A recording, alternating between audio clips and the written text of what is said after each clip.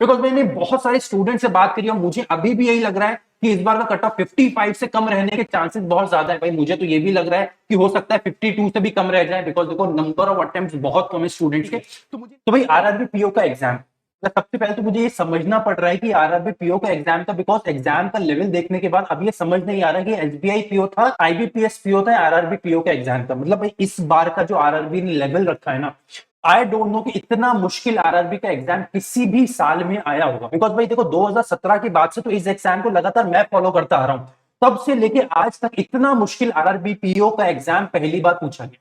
तो सबसे पहले जो जितने भी स्टूडेंट थे ना, उनके दिमाग में लगातार यही चल रहा है कि भैया हम तो लगातार इतनी मेहनत करते आ रहे थे, 6 महीने 8 महीने 1 साल 2 साल इतने मॉक टेस्ट दे दिए, सैकड़ों मॉक टेस्ट लगा दिए, इतनी प्रैक्टिस कर ली, सारे अच्छे टीचरों से पढ़ लिया भैया। फिर जब हम मॉक टेस्ट लगाते थे तो हम 65 कभी अटेम्प्ट करके आते थे, कभी 75 अटेम्प्ट करके आते थे, और जब आज फाइनल एग्जाम देके आए तो भाई मुश्किल से 50-55 अटेम्प्ट हो पा रहे भैया वहां पे। अब समझ नहीं आ रहा कि इस बार हमारा एग्जाम निकलेगा या नहीं निकलेगा। सो देखिए सारी चीजों को बहुत ज्यादा डिटेल में बात करेंगे, बिकॉज आज ये सारी चीजें होने के बाद ना जो भी हमने देखा, इसके अलावा भाई एक जो शहर है आगरा में, शायद ऐसा हुआ कि वहां पे एग्जाम ही पोस्टपोन हो गया, वहां पे एग्जाम ही नहीं हुआ। मतलब बहुत सारी विपरीत अलग अलग चीजें होती रही है इस बार आरआरबी पीओ के एग्जाम में। सारी चीजों को बहुत डिटेल में बात करेंगे और आज एक एक्सपेक्टेड कट ऑफ पे पहुंचने की भी कोशिश करेंगे, बिकॉज जो आप लोगों ने इतनी सारी मेहनत करी है, सारी चीजें करी है भाई, दोनों दिनों की 8 शिफ्ट को रिव्यू करने के बाद आज एक प्रॉपर कट ऑफ पे पहुंचने की कोशिश करेंगे। बिकॉज भाई एक चीज बहुत क्लियर है यहाँ पे कि एग्जाम का जो लेवल बढ़ा है ना, वो शिफ्ट बाय शिफ्ट लगातार बढ़ता गया। मतलब एक बार जो नॉर्मलाइजेशन है उसका जो लेवल है वो बहुत ज्यादा होने वाला है। तो एक बार नॉर्मलाइजेशन हमारा बहुत बड़ा पिक्चर में आने वाला है, ठीक है। वो सारी चीजों पर बात करते हैं। सबसे पहले देख लेते हैं भाई जो आज हमारा डे 2 था, भाई इसमें हमने क्या क्या चीजें देखी। भाई डे 2 में हमने क्या करा, भाई देखो यहाँ पे सबसे पहले देखोगे तो मैंने यहाँ पे यही बना रखा है कि आरआरबी पीओ फाइनल एनालिसिस में सबसे पहले सारे बच्चों के आंसू निकल गए, बिकॉज हमसे पेपर नहीं हुआ। भाई सारी चीजों की बात करेंगे, सेक्शन वाइज गुड अटेम्प्ट कितने होने चाहिए, बिकॉज देखो ओना पोना भाई क्वार्ट में तो क्वेश्चन हिले नहीं, तो वहां पे गुड अटेम्प्ट क्या बैड अटेम्प्ट क्या, बस मुश्किल से 15-20 क्वेश्चन बने हैं, उसमें भी कुछ गलतियां हैं, तो मुझे नहीं लगता कुछ गुड अटेम्प्ट की बात होने वाली है।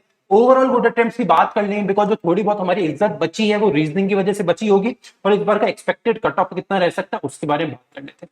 भाई सबसे पहले सेक्शन वाइज बात कर लेते हैं, कंपैरिजन कर लेते हैं। भाई इसके बारे में एक्चुअली बात करने की जरूरत नहीं है, बिकॉज सबको पता है कि क्वांट इस बार रीजनिंग से लाख गुना मुश्किल है। भाई अगर क्वांट की बात करें तो क्वांट हमारा मॉडरेट टू टफ साइड पे था। भाई मॉडरेट टू टफ साइड पे इसलिए बिकॉज जो बेसिक क्वेश्चंस होते हैं ना, लाइक जो हम बोलते हैं क्वाड्रेटिक इक्वेशन, उसका भी लेवल अलग ही लेवल का था।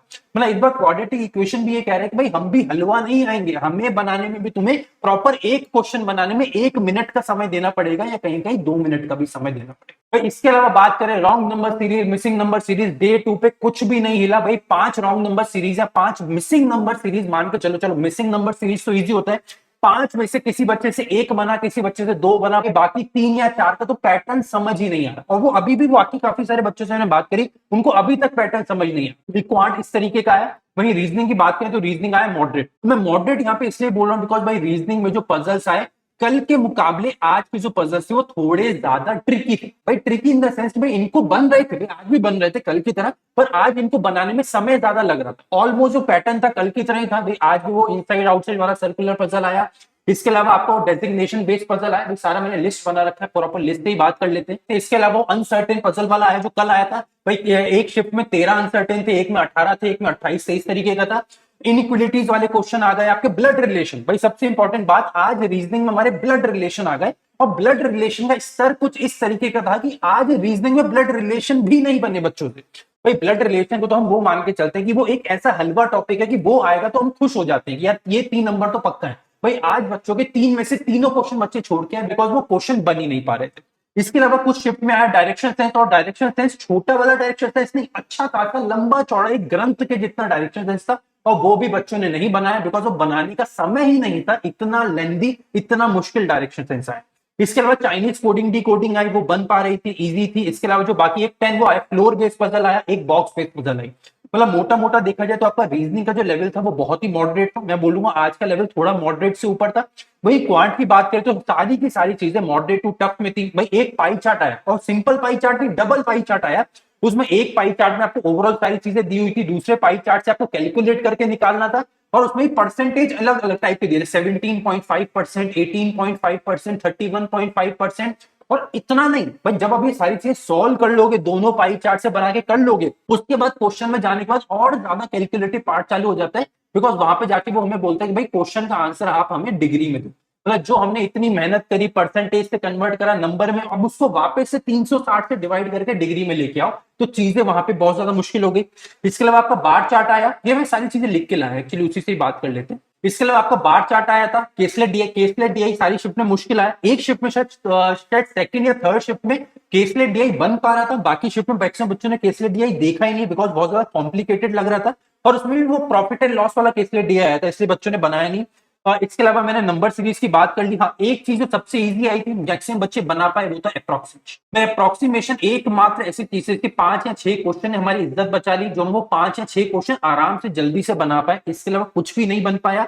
बाकी आपका जो क्वाड्रेटिक इक्वेशन वगैरह तो आपको मैंने बता ही दिया है। बाकी जो आपका आया अरिथमेटिक, अरिथमेटिक के कुछ क्वेश्चन थे, अगर आपने वो ठंडे दिमाग से पैनिक हुए बिना देखा होता तो भाई वहां पे कुछ एज के क्वेश्चन थे जो बन पा रहे थे, एक पार्टनरशिप का क्वेश्चन था जो बन पा रहा था, और एक टाइम एंड वर्क का क्वेश्चन था जो बन पा रहा था। मतलब ये 3-4 क्वेश्चन वो थे जो बन पा रहे थे इजीली, अगर आपने पैनिक ना करा होता तो। पर इतने मुश्किल पेपर में पैनिक ना करने के चांसेस बहुत कम होते हैं। इसके अलावा सारी शिफ्ट्स में हमारा क्वाड्रेटिक इक्वेशन भी नहीं पूछा गया। बहुत सारी शिफ्ट्स ऐसी थी जिसमें क्वांटिटी बेस्ड क्वेश्चन आ गया, मतलब Q1 Q2 वाला क्वेश्चन आ गया, इसको बनाने में डबल समय लगता है, क्वाड्रेटिक इक्वेशन मतलब और ज्यादा मुश्किल हो गया। और कुछ शिफ्ट में हमारा डेटा सफिशिएंसी क्वेश्चन आ गया, जिसमें होता है स्टेटमेंट 1 स्टेटमेंट 2। मतलब ओवरऑल देखा जाए तो क्वांट का पेपर इस बार किसने सेट करा था आरआरबी पीओ का, तो हमें तो अभी तक समझ नहीं आ रहा, बिकॉज इतना मुश्किल पेपर अगर हम आरआरबी पीओ का, मुझे वो तो नहीं, हमारी मानसिक स्तर हिल जाता है ना, हमें ऐसा लगता है अगर आरआरबी का ऐसा आया तो आईबीपीएस कैसा आएगा, और आईबीपीएस मुश्किल आया तो फिर एसबीआई पीओ कैसा आएगा। और अभी तो आरआरबी पीओ आज खत्म हुआ है, अब अगले हफ्ते से आरआरबी क्लर्क के एग्जाम हमारे चालू हो रहे हैं। तो देखो मोटा मोटा सारी चीजें देखने के बाद जो मैं हर बार आपको बोलता हूँ, अगेन वही बात बोलूंगा कि भाई इजी वाली मॉक टेस्ट सीरीज लगाना छोड़ दो। वो सस्ती सस्ती जो मॉक टेस्ट सीरीज आती है, 100 रुपए की 150 रुपए की मॉक टेस्ट सीरीज लगाना छोड़ दो, बिकॉज जो आज तो आप अपने 500-600 रुपए बचा लेते हो, पर वो अगले साल फिर उतने ही पैसे खर्च करने पड़ेंगे, बिकॉज इजी वाली मॉक टेस्ट सीरीज के बाद यही हमें दिन देखना पड़ जाता है, जहां पे पेपर मुश्किल आ जाता है तो हम बहुत ज्यादा पैनिक कर जाते। तो भाई पैनिक कर गए हो और अभी भी लग रहा है कि भाई गलती हो गई है, तो भाई अभी भी बोल रहा हूँ कि इस साल चलो कोई खराब हो गया एक पेपर ठीक है, पर आगे बहुत सारे इंपॉर्टेंट पेपर आने वाले, आरआरबी क्लर्क है, IBPS clerk, IBPS PO, SBI clerk, SBI PO, भाई बहुत सारे एग्जाम आगे लाइंड अप है। अगर अभी भी समझ नहीं आ रहा तो एक ढंग की मॉक टेस्ट सीरीज ले लो। भाई मुझे तो देखो स्मार्ट पीड़ा की मॉक टेस्ट सीरीज पसंद है, अगर आपको भी अच्छी लगती है तो लिंक दे दूंगा नीचे, नहीं तो जहां से भी लेना भाई, जो मॉक टेस्ट सीरीज अच्छी लगती है वो ले लो। मुझे स्मार्ट पीड़ा अच्छी लगती है तो मैं वो रिकमेंड बहुत पिछले 1.5-2 साल से करता हूं, ठीक है। यहां तक की हमारी बात हो गई, अब बात कर लेते भैया बच्चों ने क्या गुड अटेम्प्ट्स करे। भाई अगर क्वांट में बात करें तो ओवरऑल बच्चों के अटेम्प्ट्स है 15 से लेके 23-24 की रेंज, ये एक एवरेज बच्चे की रेंज बता रहा हूं। बट अगर आपकी तैयारी ओवरऑल एक एवरेज से थोड़ा भी ठीक ठाक थी, और अगर आपने क्वांट में 20 मिनट तक का समय दिया होगा, तब मैं मान के चलता हूं आपने 18 से लेके 25 क्वेश्चन की रेंज में क्वेश्चन अटेम्प्ट करे होंगे, जहां पे आपकी एक्यूरेसी रही होगी 100%, 100%। अब मैं यहाँ पे ये इसलिए बोल रहा हूं बिकॉज अगर आपकी इस एवरेज भाई 18 से 25 की रेंज में क्वेश्चन है और एक्यूरेसी 100% नहीं है, इसका मतलब भाई इससे भी कम, भाई नेगेटिव मार्किंग अगर यहाँ पे भी इन्वॉल्व हो रही है, नहीं मतलब हमारा नंबर ऑफ अटेम्प्ट्स बहुत कम चला जाएगा। तो मैं मानकर चलता हूं अगर 18 से 25 या एक आध क्वेश्चन चलो और भी कम लगा, भाई अगर आपने 17 क्वेश्चन भी करे हैं पर एक्यूरेसी अगर 100% है भाई, तब आपके चांसेस बनते हैं क्वांट अब अच्छा करके आगे।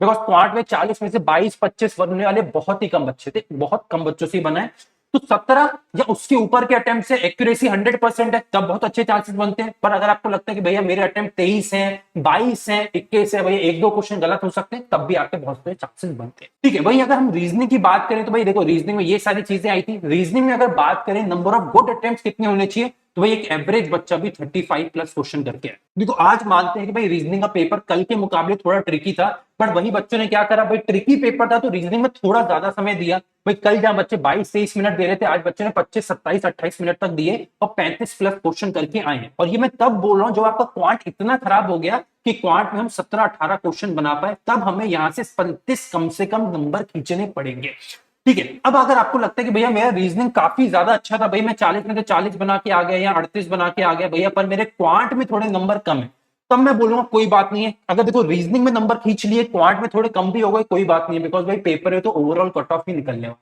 तो यहां तक हमने बात कर ली। अब बात करते हैं भाई इस बार का गुड अटेम्प्ट क्या है, और फाइनल बात करते हैं इस बार का एक्सपेक्टेड कट ऑफ क्या रह सकता है, बिकॉज सारे स्टूडेंट इसमें बहुत ज्यादा उत्साहित हैं इस बार देखने के लिए, बिकॉज कट ऑफ कितना रहेगा।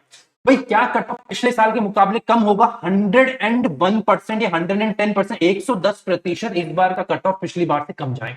कितना कम जाएगा भैया? एक एवरेज बच्चे से, मैंने बहुत सैकड़ों बच्चों से बात कर ली, हजारों पोस्ट देख ली, सब चीजें देखने के बाद जो मुझे समझ आया कि एक एवरेज बच्चे के अटेम्प्ट है 52 से 57 की रेंज में। भाई 52 से 57 की रेंज में एक एवरेज बच्चे ने अटेम्प्ट करे हैं, और यही इस बार की गुड अटेम्प्ट भी हैं। भाई बहुत ही कम स्टूडेंट्स हैं, और लिटरली बोल रहा हूं बहुत बहुत कम स्टूडेंट्स हैं जो 60 प्लस क्वेश्चंस करके आए, जिनकी एक्यूरेसी बहुत ज्यादा है। भाई ऐसे तो 70 प्लस वाले भी बच्चे हैं, 75 प्लस वाले भी बच्चे हैं, पर उनको आप पूछोगे भाई कौन से पैटर्न के क्वेश्चन थे, किस लेवल के क्वेश्चन थे, उनको कुछ नहीं पता, बिकॉज वो या तो सारे तुक्के मार के आए या वो गेस वर्क करके आए, मतलब वो मजे के लिए पेपर देके आए। तो वो 70-75 वाले बच्चे तो छोड़ दो, यहाँ पे आपको 60 प्लस वाले नंबर वाले बच्चे भी बहुत कम देखने को मिलेंगे, बिकॉज एक एवरेज बच्चे ने 52 से 57 की रेंज में क्वेश्चन करें। तो मुझे यहाँ पे सारी चीजें देखने के बाद ये समझ आ रहा है कि इस बार का एक्सपेक्टेड कट ऑफ पिछली बार से काफी कम रहेगा, और 52 से 57 के एवरेज स्टूडेंट का यहाँ पे नंबर ऑफ अटेम्प्ट्स है, तो इसका कट ऑफ इससे ऊपर नहीं जा सकता। मुझे ऐसा लगता है जो मैक्स कट ऑफ टच करेगा वो 57 या इससे कम ही रहना चाहिए। भाई मुझे तो लग रहा है 55 से भी कम ही रहेगा इस बार का कट ऑफ। बाकी आप लोग बताइए आपके कितने अटेम्प्ट है, भाई मुझे नीचे कमेंट करके बताइए कि आपका डे 1 या डे 2 की किस शिफ्ट में सेक्शन वाइज आपके कितने अटेम्प्ट थे, और आपको क्या लगता है कि हमारा जो ओवरऑल एनालिसिस था आप इससे सेटिस्फाई है कि नहीं। बिकॉज मैंने बहुत सारे स्टूडेंट से बात करी और मुझे अभी भी यही लग रहा है कि इस बार का कट ऑफ 55 से कम रहने के चांसेस बहुत ज्यादा है। भाई मुझे तो ये भी लग रहा है कि हो सकता है 52 से भी कम रह जाए, बिकॉज देखो नंबर ऑफ अटेम्प्ट्स बहुत कम है स्टूडेंट्स के। तो मुझे नीचे कमेंट करके बताइए आपके कितने अटेम्प्ट्स है, और यही बने रहिए दाल फबैंगा चैनल के साथ, बिकॉज आगे आने वाले दिनों में हम आईबीपीएस क्लर्क के प्रीवियस ईयर क्वेश्चन के नए क्लासेस चालू करने वाले हैं। तो इसी तरह बने रहिए दाल फबैंगा चैनल के साथ। मिलते हैं अगले वीडियो में। Till then take care and bye.